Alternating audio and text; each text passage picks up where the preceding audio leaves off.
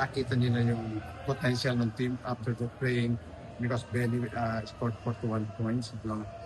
And then, masyado kami nag-rely sa kanya. And then, next game it was Blackwater. But I keep on addressing to them na it's not an easy team to beat because I keep on watching their game. So, we started really flat. Imagine we're done by 22 points and then all of a sudden, na-wipe out namin yon. Nilimaman pa kami ng I think 5 or 6 points.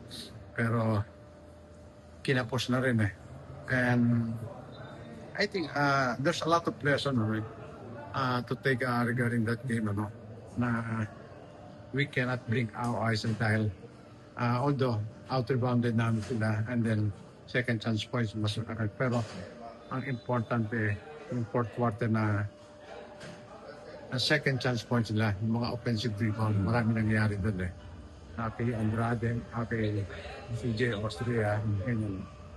And we just, some of the team namin just take it for granted eh, ganyan eh. Because, we think nga naman, we played, we beat those teams, NLEX, Converge, and Ginebra, and then you're up against the team who's in the bottom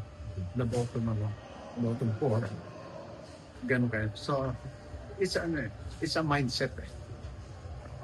And I keep on telling them na there's no easy team to beat.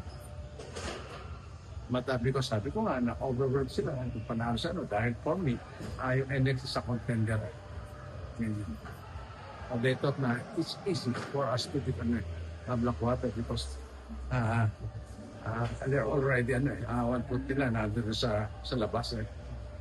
Pero before the game, I told them na this team is really out there to make an upset because nagkaroon ng coaching changes, nagkaroon ng players changes.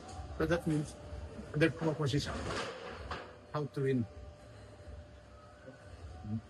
And everybody's buying the philosophy of their coaching staff. Yeah. Naapektuhan ba yung playoff chances mo, Coach? Hindi. Yung playoff chances mo na tingin mo naapektuhan? Chances to make the playoffs? Yeah, I think we're still in contention, but we have to beat those three teams, last three games namin, which is Meralco, Terra Firma, and Phoenix. Especially yung Terra Firma at Phoenix. We have to beat them, Dahil in bottom four natin yung Converge, Macau, Terra Firma. Terra Firma have a chance for them. So right now we're at number 9, But we will face Terra Firma if we beat them. So makaka-advance kami. And then probably Phoenix or makaisang Meralco. This is the chances. Okay. So for sure, kailangan talunin namin yung last. Okay. Secured yun. Secured yung namin. Top 8. Thank you, Coach. Okay. CJ Austria.